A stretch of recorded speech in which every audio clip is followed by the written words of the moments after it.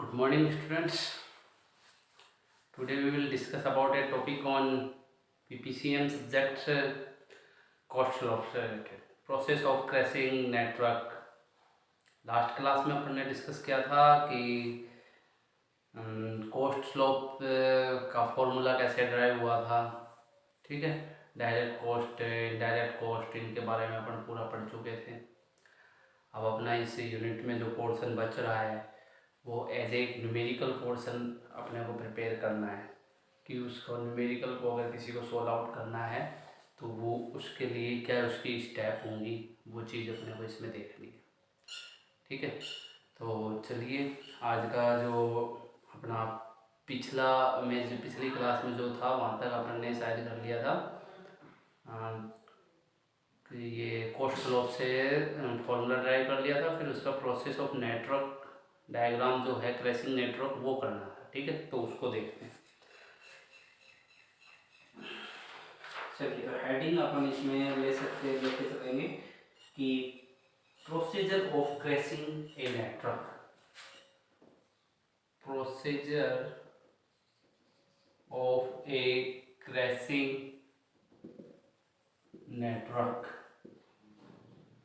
ठीक है भाई, कि जैसे अपन क्रिटिकल पाथ के लिए वो प्रोसेस अपनाते थे, क्रिटिकल पाथ को आइडेंटिफाई कैसे करें, ऐसे ही अपने को ये क्रैशिंग नेटवर्क को आइडेंटिफाई करना है कि ये कहाँ से कहाँ तक होगा। ठीक है, चलिए इसकी कुछ अपनी स्टेप, ठीक है, इसकी स्टेप दे रखी है, जिसमें स्टेप फर्स्ट तो क्या है, स्टेप फर्स्ट में बोला है कि calculate normal completion duration. Calculate normal completion duration, normal completion duration comma total normal cost and identify the critical path, comma total normal cost, and identify critical path। ठीक है भाई, ये है स्टेप सेकंड। क्या कहती है इसमें, स्टेप सेकंड है कि find cost slope for each activity. Find cost slope of each activity.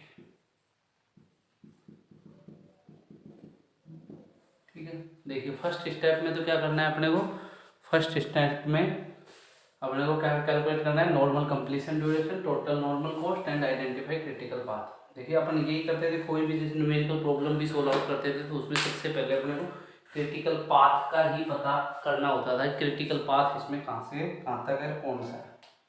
ठीक है, वही पता करते थे, तो वही चीज़ अपन इसमें करेंगे। ठीक, क्रिटिकल पाथ और दूसरा टोटल नॉर्मल कॉस्ट और कंप्लीशन टाइम कितना लग रहा है उसको कंप्लीट होने में पूरा। फिर उसके बाद find cost slope of each activity. जैसे जो अपने को एक्टिविटी दे रखी होगी नेटवर्क डायग्राम में, जितनी भी एक्टिविटी है उन सब का अपने को क्या निकालना पड़ेगा, कोस्ट स्लोप निकालना पड़ेगा, जो अपने पास फॉर्मूला रहेगा। ठीक, स्टेप नंबर जो थर्ड है वो क्या कहती है, step number third, in first step of crashing, in first stage, in first stage of crashing, identify that critical activity, identify that critical activity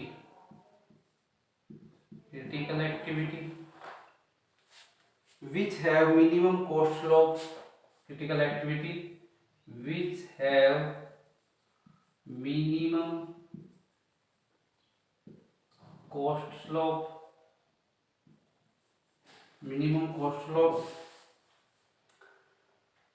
and it should be crash first because, and it should be crash first because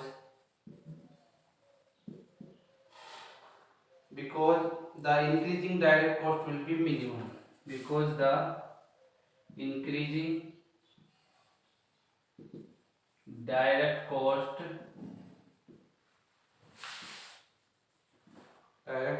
will be minimum.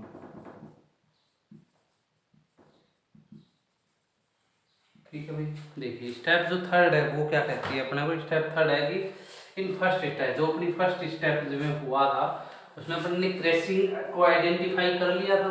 That critical activity, जो critical बात होगा उसी में से critical activity लेके which have minimum cost flow, जिस activity का cost flow minimum होगा उसको अपन चूज कर लेंगे और उसका पहले अपन क्या करेंगे, क्रैश कॉस्ट निकालेंगे। तो मतलब उसकी क्रैशिंग एक्टिविटी जितनी भी है वो सब अपन निकालेंगे। ठीक है, तो ये अपनी इसमें 3 स्टेप होती है किसी भी नेटवर्क डायग्राम को सोल्व आउट करने के लिए। ठीक है भाई, 3 स्टेप है इसमें। चलिए अब नेक्स्ट अपन इसी के अंदर, और जैसे इसको तो आप पूरे का नोट डाउन कर लीजिए, फिर इसमें अगले की ओर बात करते हैं।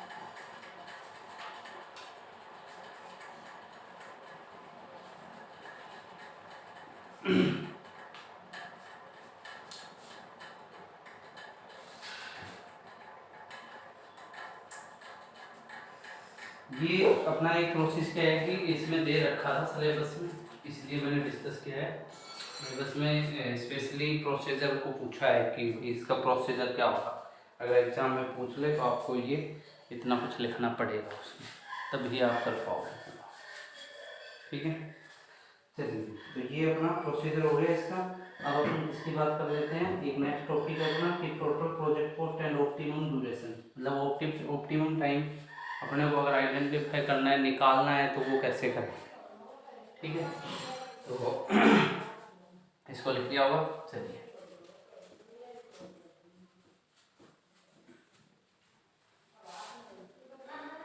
देखिए, और अब इसकी आगे वाली जो स्टेप होगी ऑप्टिमम ड्यूरेशन की, जैसे कोई भी न्यूमेरिकल होता है ना, तो न्यूमेरिकल में अपने से पूछता है वो डायरेक्टली 2 ही चीज़ पूछता है, कॉस्ट लॉ पूछेगा, ऑप्टिमम टाइम पूछेगा। ठीक है, उसके लिए है। तो हेडिंग डाल लेते हैं हम कि total project cost and optimum time. ठीक है, total project cost and optimum time, total project cost and optimum time.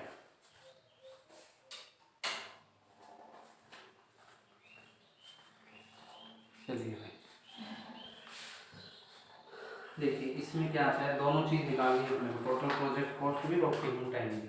तो इसमें आ जाता है अपना कि the total project cost is the sum of the direct cost. Total project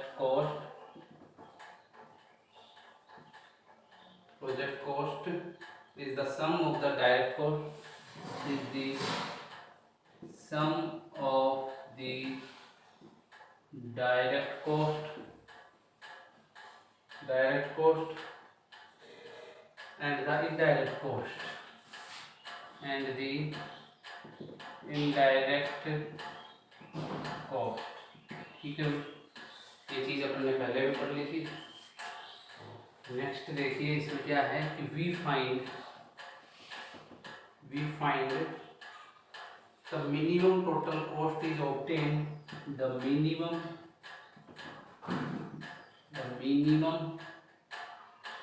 total cost is obtained,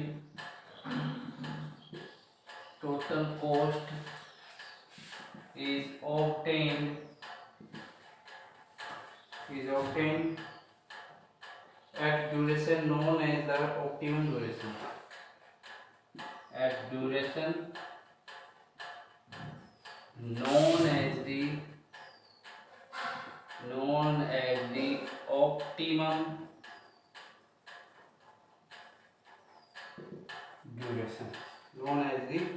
optimum duration।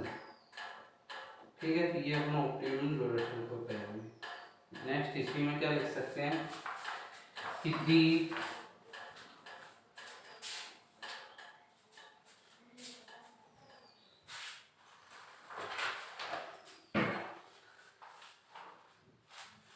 The corresponding cost is known as the minimum cost.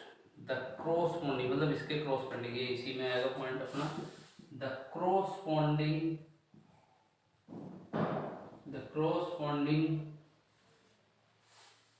cost is known as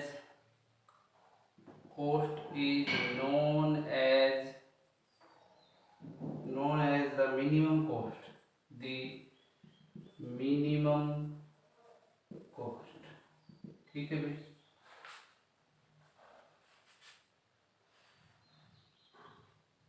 अब इसी के according एक point ये भी हो जाता है कि if the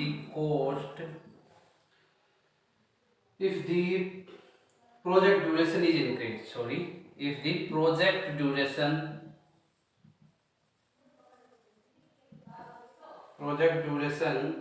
is increased, total cost will increase. Total cost will increase, ठीक है भाई। नेक्स्ट क्या है कि will if project duration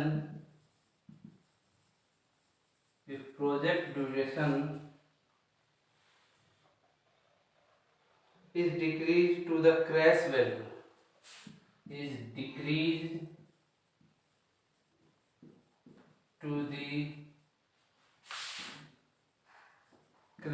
value, project cost will be the highest.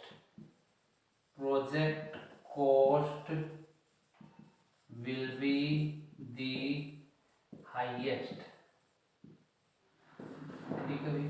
देखिए क्या बात कही है इसमें, पूरे इस पॉइंट को देखते हैं अपन कि we find the minimum total cost is obtained, we find the minimum total cost is obtained at duration known as the optimum duration.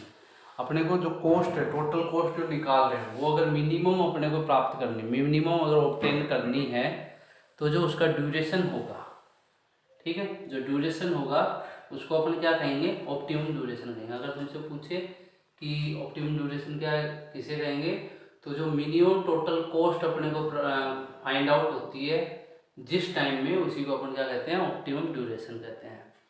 ठीक, फिर उसके बाद क्या है कि the corresponding cost is known as the minimum cost, इसी को अपन क्या कह सकते हैं, मिनिमम कॉस्ट भी कह सकते हैं। नेक्स्ट क्या लिखा है कि if the project duration is increase total cost will increase. सीधी बात है, अगर प्रोजेक्ट ड्यूरेशन, उसका टाइमिंग अगर इंक्रीज होगा तो टोटल कॉस्ट भी इंक्रीज होगी। Will if project duration is decrease to the crash value, project cost will be the highest. अगर प्रोजेक्ट ड्यूरेशन डिक्रीज हो रहा है और जो क्रैश वैल्यू है वो भी डिक्रीज हो रही है, तो प्रोजेक्ट कॉस्ट जो है वो ऑफिशियली की हाई हो जाएगी। ठीक है, यहाँ तक का इसको तुम नोट कीजिए। फिर इसका कुछ एक ग्राफ पॉइंट बनता है, उसको अपन और बात करते हैं।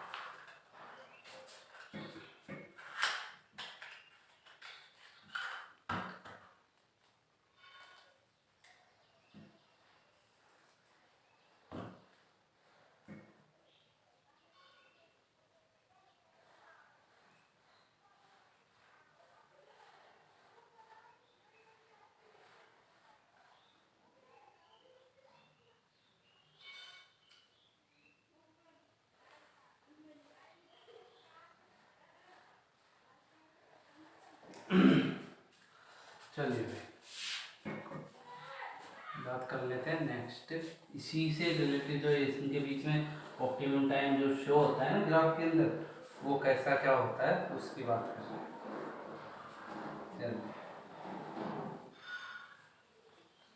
देखिए भाई,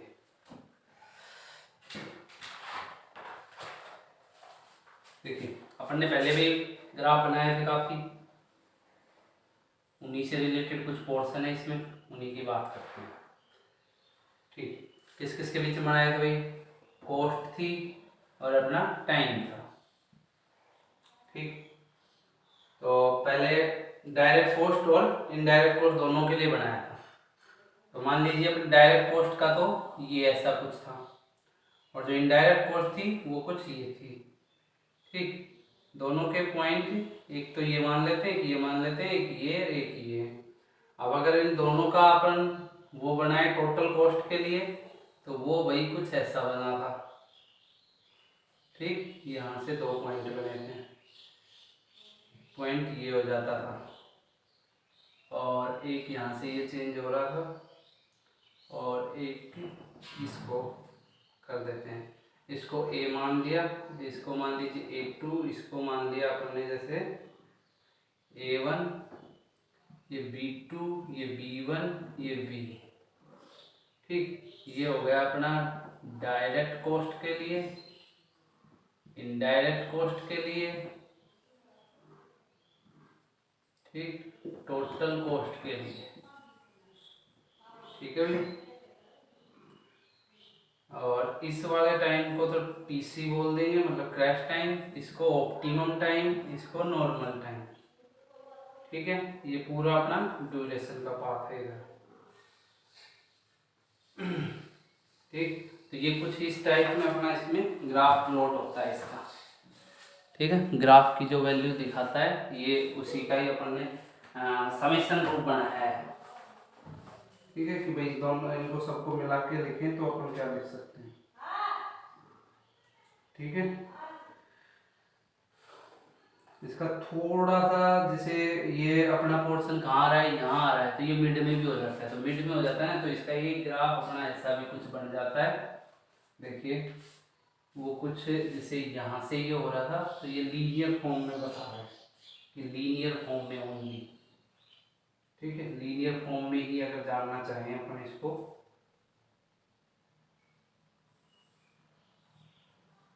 ये कुछ ऐसा बन जाता है।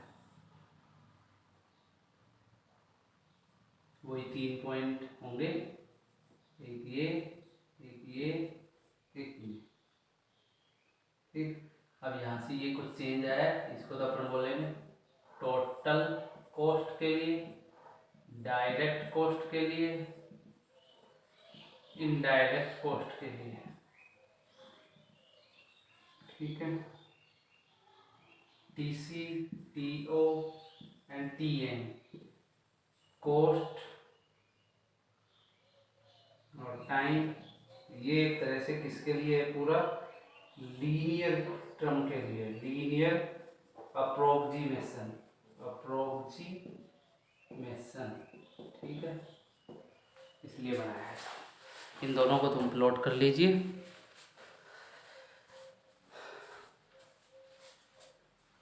ठीक है, तो ये अपना ऑप्टिमम से रिलेटेड पोर्शन था पूरा। ऑप्टिमम टाइम जो था उनके बीच जो ग्राफ जैसा कैसा प्लॉट होता है उसको बताया गया इसमें।